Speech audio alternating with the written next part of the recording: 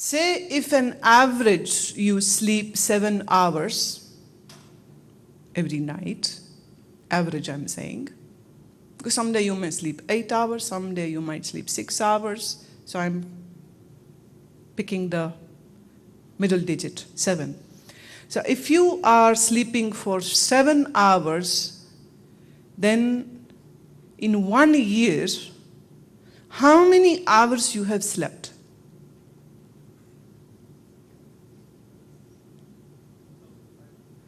2,500. And if your age is today 40 years, then you have slept 7 hours per day, that means 7 nights, that means 365 nights. This means in 40 years, if you do the calculations, then you have slept, yes please.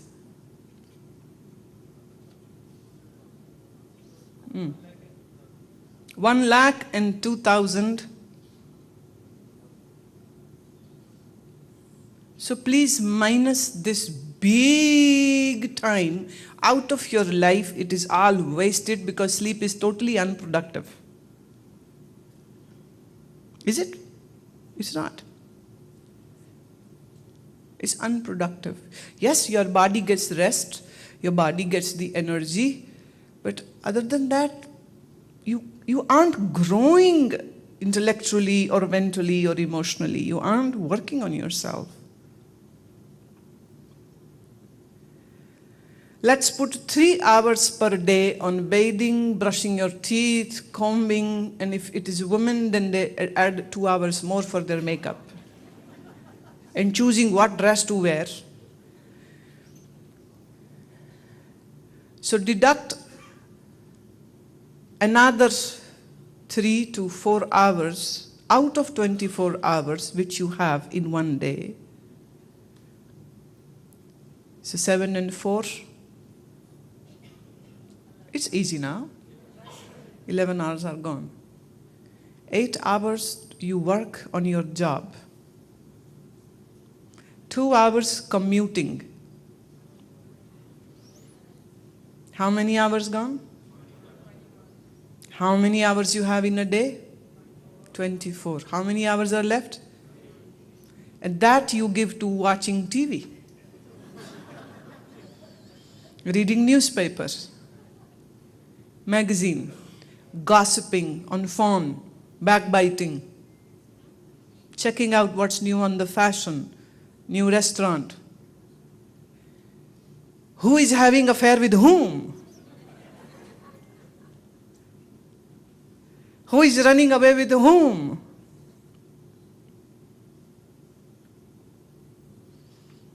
You had 24 hours, and that is how you spend your hours. And then you ask, can anyone ask his or her master that, why are you upset with me after living this kind of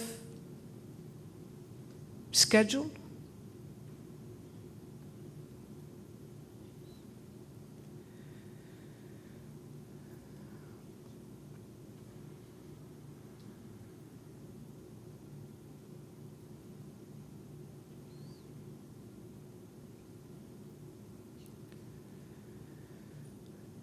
बाणी says, पई प्राप्त मानुख दे हुरिया गोविंद मिलन किए तेरी बरिया अवर काज तेरे किते न काम मिल साध संगत पज केवल नाम. This human life has been given to you just to pursue one thing, and that is realization of truth. That's the sole objective of the life. The sole objective of this microphone is to take my voice or anyone's voice and spread it out. The job, the objective, the role of a bulb is to give light. The objective, the role of a refrigerator is to give you cool temperature. And that's how they're designed and that's how they work wonderfully. Question arises, for what purpose your body has been created? Why have you been born as a human being and not as a dog or a lizard, a cow or a buffalo or a donkey?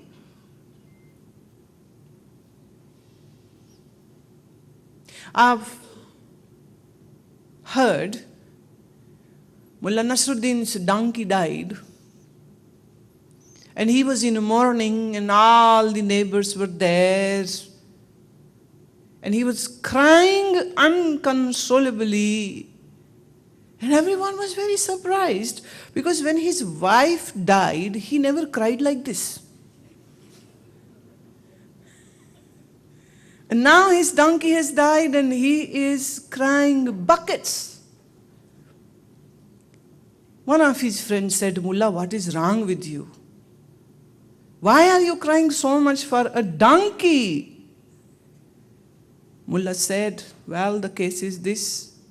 When my wife died, tens of people came to me and they said, well, don't worry, we won't leave you living your life alone, lonely. We'll get you married soon. And right before my wife's burial, 2 proposals came on my way. And my donkey has died, and no one is saying that we'll bring you another donkey. So who is more precious? Wife got replaced, but no one is ready to replace my donkey. My donkey is more precious. No one can afford to get a donkey, but they can afford a woman for me.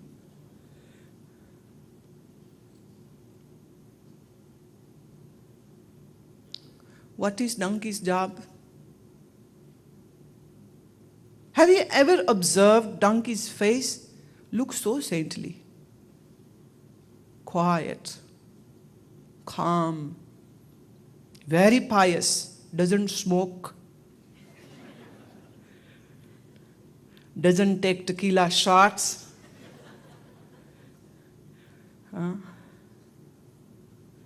Doesn't take a bribe, isn't doing any corrupt ways. Far better than humans, right?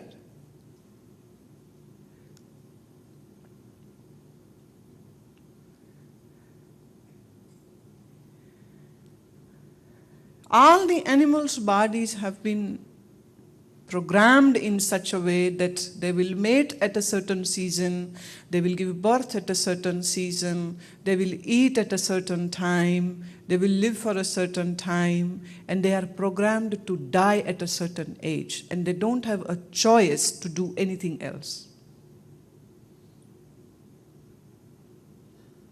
You, being a human, have not been hardwired and programmed to behave in just a stiff and certain way. Being a human means having a choice. You have an opportunity and power to make a choice. So you can choose to live like an animal, then the nature will begin to work the program. And you will begin to follow the program. And that is, when you will be child, you will like frolicking around, playing around with the toys and sneaking out and eating and sleeping and now fighting and now laughing and now playing and now going to school. And you are programmed that when you grow adults, and then the hormones are going to have these reactions in your body, and the opposite sex would become so attractive, and you will be following the opposite sex of you and would be looking for a mating. Then the society has a system, please don't keep on mating with anyone and everyone, so get married. Donkeys don't have this kind of system humans have. Although every human, especially man, and some of the women, although, are wishing to live like a donkey, so that they can mate with anyone and everyone. But the society says, no, you have to behave. And if you do that, then that's adultery. That's not good. That's not right. You have a choice, and if you have not made the choice, then your body has been programmed to grow sick and old and one day die. And 98% of human beings living on this earth are behaving and acting according to this program only. Please don't be shocked, that's the truth.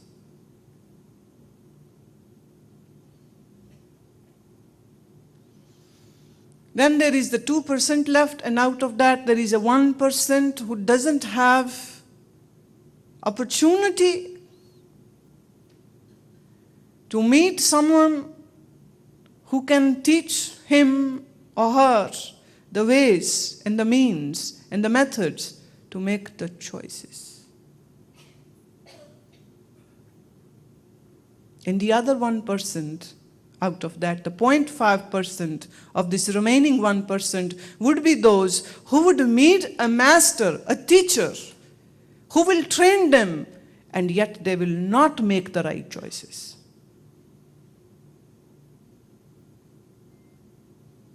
And out of 100%, it is only 0.25% of the people, individuals, who will meet a master, who will get the teaching, and who will get this ability to make right choices, and they will make right choices, and then they elevate themselves, and then they choose not to attain God, but to be God then. But the 98% of the human beings are just living like an animal. I would say worse than an animal. Animal won't hurt you or attack you if they don't feel challenged, threatened, or if they are hungry, only then they will attack you. But for a human being, always ready with your claws to bite on someone with your sharp teeth, won't lead a single opportunity if it is in front of you. If you have the opportunity, you will definitely grab it. You won't stop. मैं कई बार कहती हूँ, शरीफ आदमी की पहचान क्या है और परिभाषा क्या है? जिसको बेईमानी करने की जरूरत नहीं थी, वो शरीफ है। मौका नहीं मिला, शरीफ है। मौका मिल जाता, सब भूल जाता।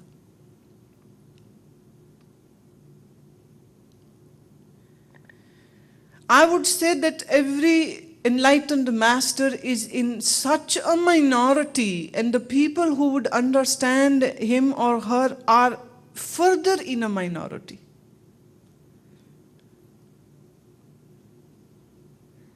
And the whole life is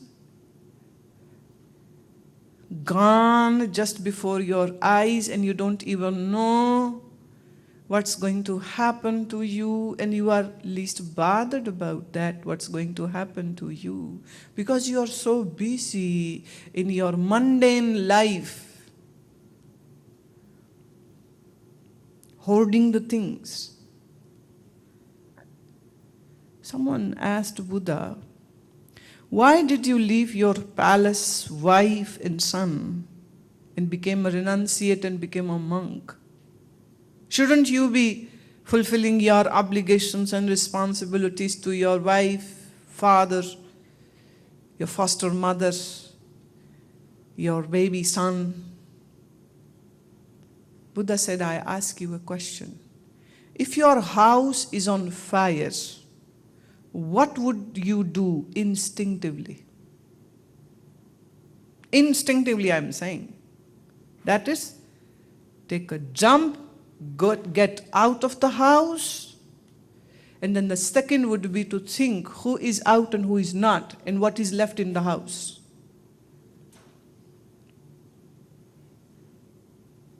If house is on fire, then you would like to save yourself first. That is the reflex action. You don't even have to think. That's what you do. And Buddha said, that's what I have done. I was seeing the flames of death everywhere. Everywhere the death is lurking. And I had to take the jump. So I took the jump. And I went out. And I tried to look for that place and space where I can save my mind from this onslaught of death.